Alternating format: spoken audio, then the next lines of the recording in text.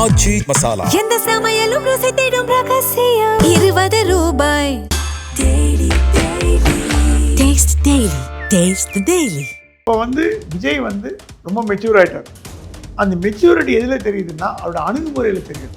அந்த அணுகுமுறை எப்படி இருக்குன்னா தாவேக்கா சொந்த காலில் நிற்கணும்னு பார்க்குறேன். தாவேக்கா 2ஆம் கட்ட தலைவர்களே ஃபீல் பண்ணுறாங்க. திருமாவோட வாய்ஸ் அதிகமாக இருக்குது தாவேக்காவில். ஆட்சி அதிகாரத்துக்கு வரத்துக்கு முன்னாடியே ப்ரெஷர் போடுறவங்க ஆட்சியில் அமைச்சர் பங்கு இருந்து கொடுத்துட்டாங்கன்னா அதிகாரம் பண்ணாமல் இருப்பாங்களா? எல்லா விஷயத்துலையும் மூக்கிடுறாங்க. ஸோ விஜய் நீங்கள் குறைவாக மதிப்பு போடாதீங்க. அவர் சில பேரோட சொன்னாங்க, என்னங்க திரும்ப பேச்செல்லாம் கேட்டு ஆடுறாருங்க. ஆடுற மாதிரி இருக்கார். உங்களுக்கு இம்ப்ரெஷனை கொடுக்குறாரு. கடைசியில் அது சுருக்கு பிடிச்சானா கப்புன்னு பிடிக்கும். அது எங்கே பிடிக்கணும் பிடிப்பார். ஏன்னா அவரோட அட்மினிஸ்ட்ரேஷனில் நீங்கள் தலையீடு இருந்ததுன்னா நாளைக்கு அவரால் எப்படிங்க சிறந்த ஆட்சியை கொடுக்க முடியும்?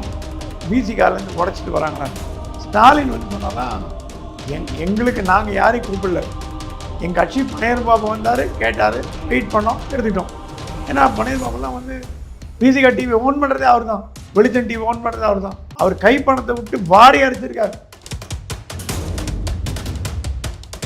ஸோ ஸ்டாலின் ஒரு கணக்கு போடுறார், திரும்ப ஒரு கணக்கு போடுறார். திரும்ப என்ன பண்ணால் விஜய்கிட்ட போய் கெஞ்சினார், ஐயா எங்கள் கட்சியில் ஆள் எடுக்காதீங்க. அதை கூப்பிட்டு கேட்டானா விஜய். அதை சொன்னால் நான் வேணாங்க, திரும்ப பரீட்சைக்கு வேணாம். அவர் ஆல்ரெடி மன வருத்தத்தில் இருக்கார்.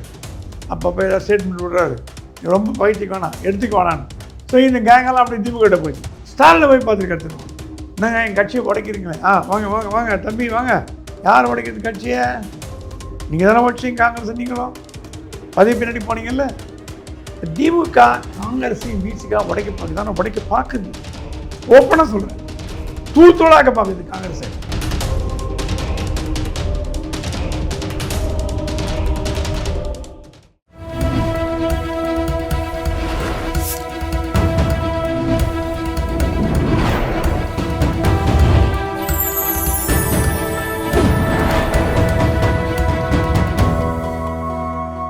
சேனல் 5 தமிழ் நேயர்களுக்கு வணக்கம். இந்த நேரம் நம்மோடு பேச இருப்பது மூத்த பத்திரிகையாளர் பிரகாசன் சுவாமி அவர்கள். சார் வணக்கம். சார் வணக்கம்.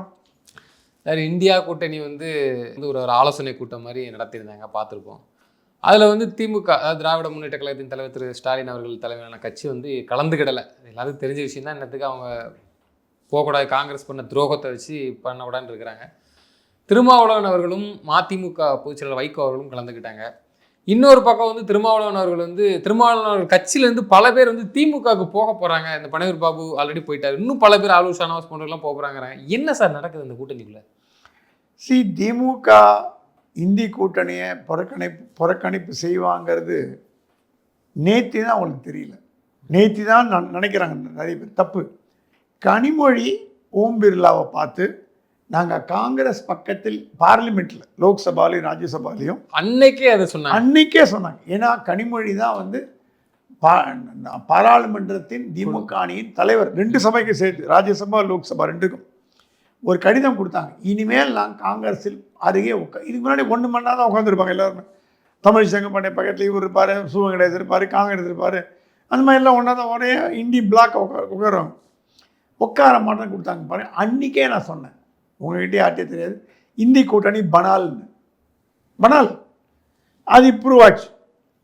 ஸ்டாலினை கேட்டாங்களாம். ஆனால் ஸ்டாலின் சொன்னார்னா எனக்கு மனசு ஒப்பறைங்க, காங்கிரஸோட பாராளுமன்றத்திலே ஒன்றா உட்காரவங்க இந்தி கூட்டணியில் மல்லிகார்ஜுன கார்கே தலைமையில் எப்படிங்க உட்கார முடியும்? துரோகிகள் கூட்டம்.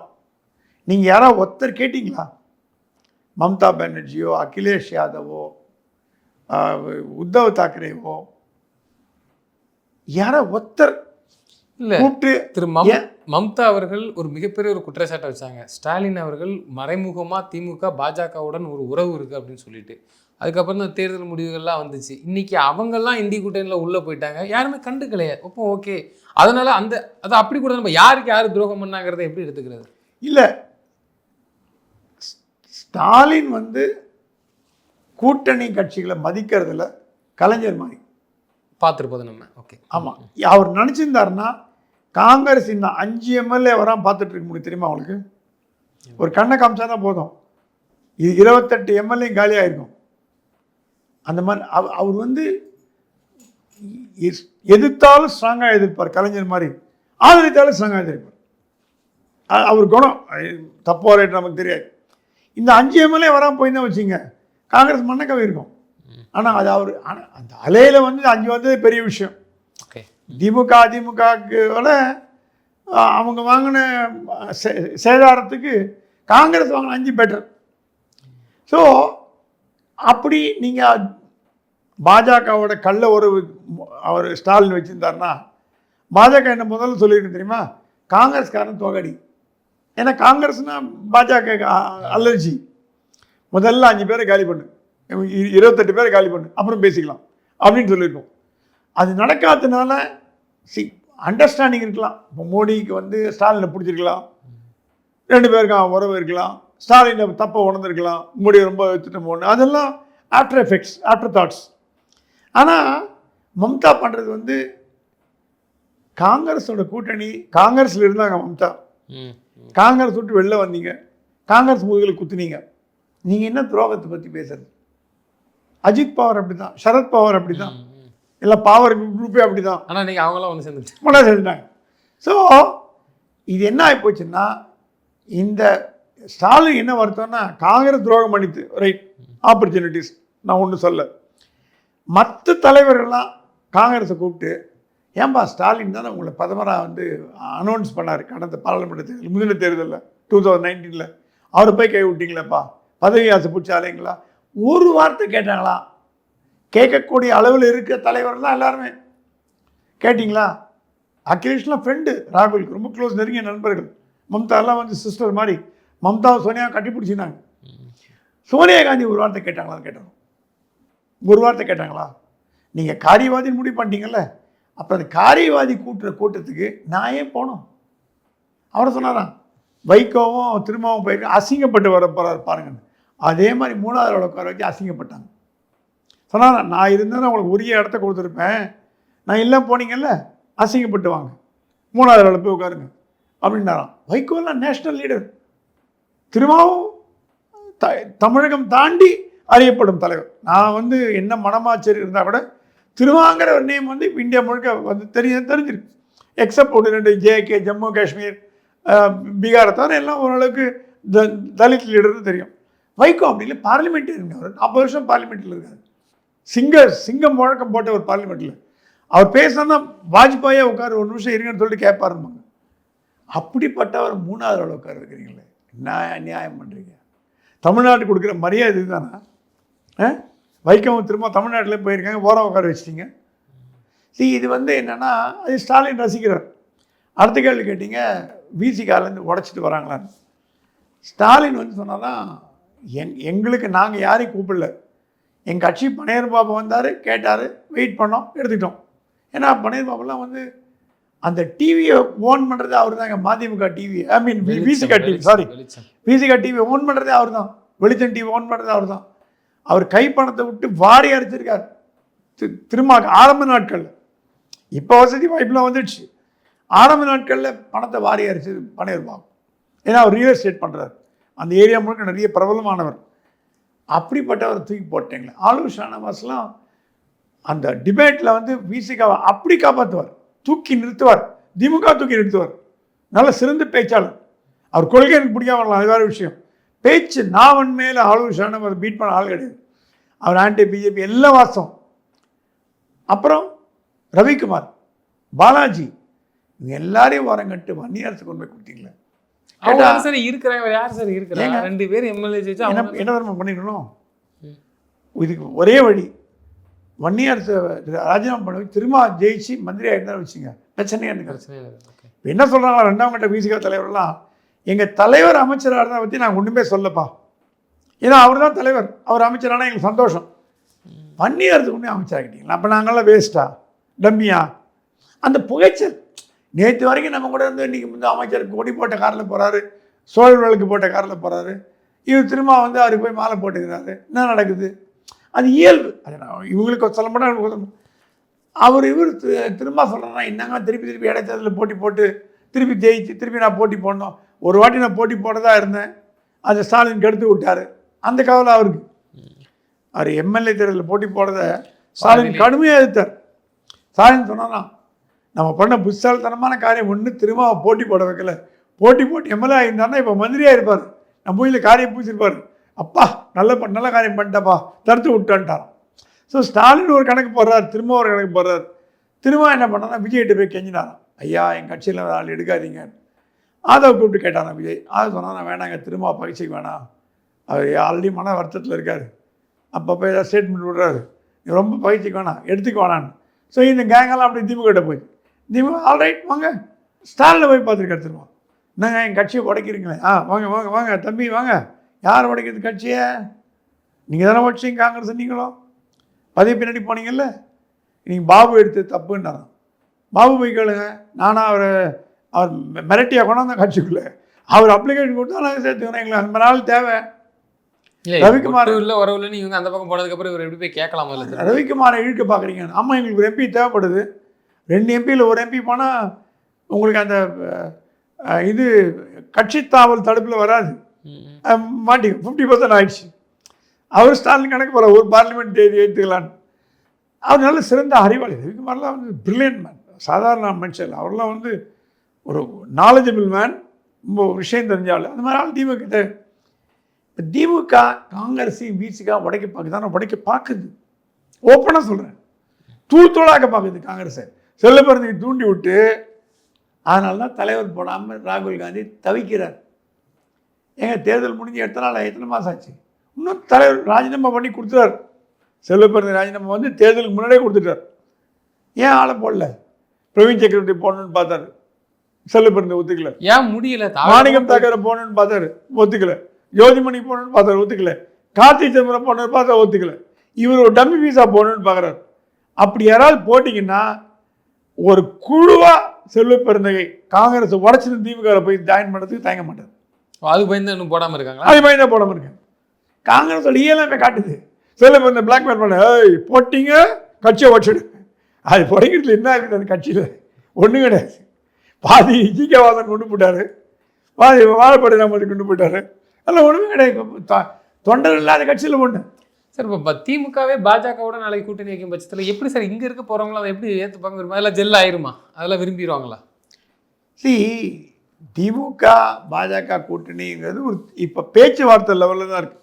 ஃபைனலைஸ் லெவலில் நான் சொல்ல, நாளை காத்தால கூட்டணி. தேர்தலுக்கு டைம் இருக்குது. இப்போ தான் 2006 2009 3 வருஷம் இருக்குது, பார்த்துக்கலாம். ஆனால் சாஃப்ட் நேச்சர் கடைபிடிப்பாங்க. இப்போது மோடி அமித்ஷா திட்டமே சொல்லாமல் சொல்வது. நாளை காத்தால மைக்க பிடிச்சி நாங்கள் நாளையிலிருந்து திமுகவோட கூட்டணி சொல்ல வேண்டிய அவசியம் இல்லை. அணுகுமுறையை வச்சு நம்மள மாதிரி ஜேர்னலிஸ்ட்லாம் கண்டுபிடிப்போம் எப்படி கொண்டு போகிறாங்கன்னு. இப்போ வந்து திமுக அமைச்சர்கள் மீது சிபிஐ நடவடிக்கை எடுக்காமல் தவிர்த்ததென்றால் விஷயம் இருக்குது அப்படின்னு கவனிக்கலாம். யாரை கூட கேட்டாங்க, ஏங்க அருண் வச்சு விஜய் என்ன பண்ணுவார்னு. விஜய் ரொம்ப கிளவர். அருண் வச்சு திமுக தலைவர்களை கைது பண்ணுறதா அவர் பிளான். எந்த திமுக அவங்களை ஆதரிச்சதோ அந்த கேந்தர் மேலே எஃப்ஐஆர் போட வச்சார் பாருங்க. அதுதான் விஜயோட சாமர்த்தியம். இல்லை, அது எஃப்ஐஆர் போட வச்சுட்டாங்க. ஆனால் அந்த வழக்கு சிபிஐக்கு போகும்போது அங்கே தான் இவங்க லாபகமாக பேசி அதை அப்படி டீல் பண்ணிடுவாங்களே. பண்ணிடுவாங்க. இவர் வேலையை இவர் பண்ணிட்டார். விஜய் நீங்க சொல்ல முடியாது. ஒரு விமர்சனம் இல்லாமல் போயிட்டு விமர்சனம் எல்லாம் போச்சு. நான் பண்ணுறதை பண்ணிட்டேங்க, அதுக்கு மேலே நான் என்ன பண்ண முடியுங்க? ஓகே, நான் பின்னாடி ஓட முடியுமான்னு கேட்பார். இவர் பிரச்சாரத்தை கூட இப்படி மாற்றி விட்டுருவாரு. பாருங்க, நான் கேஸ் போட்டா அங்கே பாஜக கூட கல்ல வரும்னு பேர். அவ்வளோதான், முடிஞ்சு போச்சு. விஜய் வந்து அவரு பாலத்துக்கு அந்த கோட்டில் போட்டார், ராக்கெட் தூக்கி பாலஸ்டர். இப்போ என்ன ஆகுது? பாஜக மாட்டி முழிக்கும். ஆனால் பாஜகவும் ஒரு தமிழ்நாட்டில் ஊழல்லாம் ஒரு பெரிய விஷயமே கிடையாதுங்க. எல்லாம் மறந்து போயிடுச்சு. சர்க்காரிய கமிஷன் ஊழலோடவா சயின்டிஃபிக் ஊழல்னார் சர்க்காரியா, சயின்டிஃபிக் கரப்ஷன்னார். அதெல்லாம் மறந்து போயிடுச்சு. ஊழல்லாம் இப்போ எது பெட்டர் கட்சின்னு தான் பார்க்குறாங்களே தவிர. ஆனால் திமுக பாஜக கூட்டணி நாளைக்காக அனௌன்ஸ் பண்ண மாட்டாங்க. சாஃப்டாக போகும். தேர்தலுக்கு 6 மாதம் முன்னாடி அப்படி கொஞ்சம் நெருங்கி வந்துட்டு டக்குன்னு ஒரு அலையன்ஸ் போட்டு 40 சீட்டில் 30 சீட்டு பாஜகவுக்கு, 10 சீட் டிஎம்கே போட்டு. ஏன்னா கொலவெறியில் இருக்கார் ஸ்டாலின் காங்கிரஸ் மேலே, விசிகா மேலே கொலவெறியில் இருக்கார். அவர் தனித்து விடப்பட்டிருக்கார். இப்போ திமுக தனியாக தான் இருக்குது. ஸோ ஒரு தேசிய கட்சி தெய்வமான தேவை. நீ கேட்கலாம், கொள்கை நீங்கள் கலைஞர் பார்க்காத கொள்கையா? கலைஞரே வாஜ்பாய் வச்சினார். ஸோ கலைஞர் பண்ண அதே காரியத்தை நானும் பண்ணேன்னு சொல்லிட்டு முடிஞ்சு போய் மறப்போம் மன்னிப்போம் தான். தமிழக அரசியல் நிரந்தரமானது நிரந்தரம் இல்லாததுதான். கொலவெறியில் இருக்காருன்னு சொல்றீங்க ஐயா ஸ்டாலின் அவர்கள். அது வெளிப்படவே தெரியுது. ஏன்னா காங்கிரஸ் கூட்டணி கட்சியை நம்பியே ஆட்சி அமைக்கக்கூடிய திமுகவுக்கு இப்போ அதுவும் இல்லாமல் போயிடுச்சு. காங்கிரஸ் வந்து திமுகவோடு இருக்கும் பட்சத்தில் திமுக தான் தூக்கி சுமந்துட்டு அலைஞ்சுது. அதுவும் எல்லாத்துக்குமே தெரியும். திமுகவுக்காக ஓட்டு விழுந்துன்னு கூட நம்ம சொல்லலாம். ஏன்னா காங்கிரஸுக்கு பெரிய ஸ்ட்ரென்த் கிடையாது. இப்போ இதை இவங்க வந்து விஜய் பக்கத்தில் போய் அதை போய் மேனேஜ் பண்ணிடுவாங்கல்ல.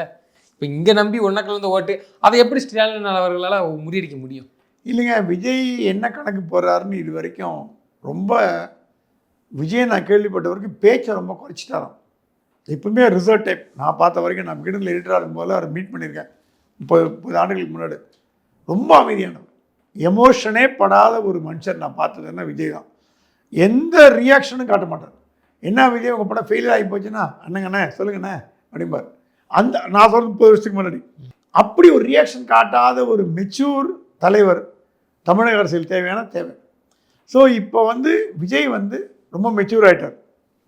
அந்த மெச்சூரிட்டி எதில் தெரியுதுன்னா அவரோட அணுகுமுறையில் தெரியுது. அந்த அணுகுமுறை எப்படி இருக்குன்னா, நீங்கள் கேட்ட கேள்விக்கு வரேன். அணுகுமுறை எப்படி இருக்குன்னா, தாவேக்கா சொந்த காலில் நிற்கணும்னு பார்க்குறேன். எந்த கூட்டணி தயவும் இல்லாமல், கூட்டணி நிர்பந்தங்கள் இல்லாமல், ஏங்க 10 சீட்டு தாங்க. இப்போது திரிணாமுல் காங்கிரஸ் 2ஆக உடஞ்சி 20 MP பாஜக ஜாயின் பண்ண வைக்கல. மோடி ஜாயின் பண்ணாதேன்ட்டாராம். திரிணாமுல் காங்கிரஸ் எனக்கு வேலையே வேண்டாம், ஒரு பிளாக்காக இருந்து எனக்கு ஆதரவு கொடு.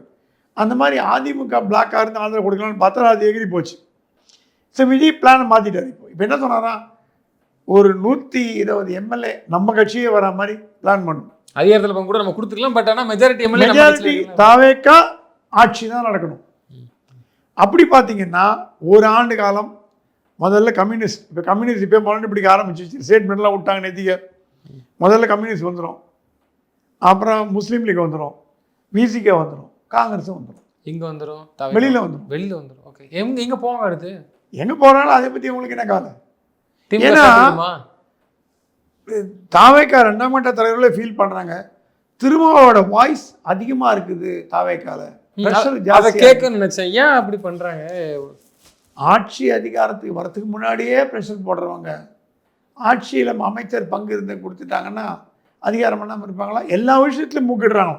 போலீஸ் போஸ்டிங்லேருந்து, IAS போஸ்டிங்லேருந்து, கலெக்டர் போஸ்டிங்லேருந்து, அப்புறம் வந்து கைது செய்யக்கூடாதுலேருந்து எல்லாத்துலையும் தலையிட்டாங்கன்னா விஜய்க்கு இதெல்லாம் பிடிக்காது. ஏன்னா அவர் இண்டிபெண்ட் மேன். அவர் வந்து எந்த தலையீட்டையும் விரும்பாதவர். அவராக பகுத்தணிந்து உணர்கிற அளவுக்கு புத்தாரி. நான் கொடுக்கறத வாங்கிக்கோங்க, உங்களுக்கு ஒரு மரியாதை கொடுக்குறோம், அதை வச்சு காப்பாற்றிக்கிடுங்க. ஆனால் Vijay will give a long rope. டக்குன்னு முடிவு எடுக்க மாட்டார். நாளைக்காத்தால கூட்டணி அதெல்லாம் கிடையாது. லாங் ரோப் விடுவார். லாங் ரோப் விட்டு ட்ரக்குன்னு சுருக்க மாட்டாங்கன்னா போச்சுச்சு. ஸோ விஜய் நீங்கள் வந்து குறைவாக மதிப்பு போடாதீங்க.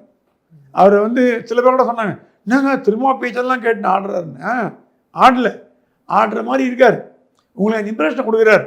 கடைசியில் அது சுருக்க பிடிச்சானா கப்புன்னு பிடிக்கும். அது எங்கே பிடிக்கணும் பிடிப்பார். ஏன்னா அவரோட அட்மினிஸ்ட்ரேஷனில் நீங்கள் தலையீடு இருந்ததுன்னா நாளைக்கு அவரால் எப்படிங்க சிறந்த ஆட்சியை கொடுக்க முடியும்? அவருக்குன்னு சில எண்ணங்கள் இருக்குது. சிங்கப்பெண்ணெல்லாம் அவர் பிளான் ரொம்ப. சிங்கப்பெண்ணை பற்றி நார்த் இந்தியாவில் அவ்வளோ நல்ல ரிவ்யூ வந்திருக்கு. எப்படி ஜெயலலிதா அனைத்து மகளிர் காவல் நிலையங்களை துவக்குனாங்களோ, ஆனால் அந்த துவக்கப்பட்ட எண்ணம் நிறைவேறலை. அனைத்து மகளிர் காவல் நிலையங்கள் கட்ட பஞ்சாயத்து ஆகி போச்சுன்னு ஹைகோர்ட்டே சொல்லிடுச்சு. அந்த மாதிரி ஆகாமல் பார்த்துக்க வேண்டியது விஜயோட கடமை. ஏன்னா அனைத்து மகளிர் காவல் நிலையங்கள் கட்ட பஞ்சாயத்தை மாறி போச்சு. இது ஒரு விமனை பாதுகாக்கும். அதே நேரத்தில் வார்த்தை சொல்லியிருக்கார், அப்பாவிகள் தண்டிக்கப்படக்கூடாதுன்ற வார்த்தையை சொல்கிறார். அவருக்கு தெரியும் பெண்கள் சொல்கிற பாலியல் குற்றச்சாட்டு எல்லாமே உண்மை இல்லை, 90% போலியானவைன்னு விஜய்க்கு தெரியும். ஏன்னா குடும்ப கஷ்டத்தில் அவரும் மாட்டிட்டு இருக்கார். அவருக்கு தெரியும், நம்மளை விட அதிகமாக உணர்ந்தவர் அவர். ஆகவே உண்மையான தவறு செய்யாத ஆண்களை காப்பாற்றும் பொறுப்பும் விஜய்கிட்ட இருக்கு. தவறு செய்யும் ஆண்களை தண்டிக்கும் பொறுப்பும் விஜய்கிட்ட. தவறு செய்யும் ஆண்களை தண்டிக்கிறதுல எந்த ஆணும் துணை நிற்க மாட்டான், தண்டிச்சே ஆகணும். சிறுமிகள், பெண்களை வந்து அநாகரிகமாக நடக்க அனைவரும் தூக்கில் போடணும். அப்பாவிகள் மாட்டக்கூடாதுன்னு சொன்னார் பாருங்க. Hats off to Vijay. ஏன்னா என்ன மாதிரி அப்பாவிகள் 8 வருஷம் கஷ்டப்பட்டிருக்கும் பாலியல் கேஸில் வந்து வெளியில் வரத்துக்குள்ளே போதும் நான் குற்றமற்றவன் நிரூபிக்கிறதுக்கு எனக்கு 8 வருட ஆண்டு காலம் எவ்வளோ மன உளைச்சல், எவ்வளோ பண செலவு, எவ்வளோ நிம்மதி இல்லாமல் குடும்பத்தில் எவ்வளோ கஷ்டம். அந்த வலியை விஜய் உணர்ந்தனால தான் பண்ணுறார். விஜயின் சிறப்பான திட்டங்கள் நல்லா இருக்குது. கூட்டணி தர்மத்தின் பிரகாரம் போகிறாரு. ரொம்ப வாலாட்டினீங்கன்னா வாரை கட் பண்ணி விடவும் தயாராக இருப்பார். நிச்சயமா சார். தொடர்ந்து எங்கள் கருத்துக்களை பகிர்ந்தமைக்கு நன்றி. நன்றி.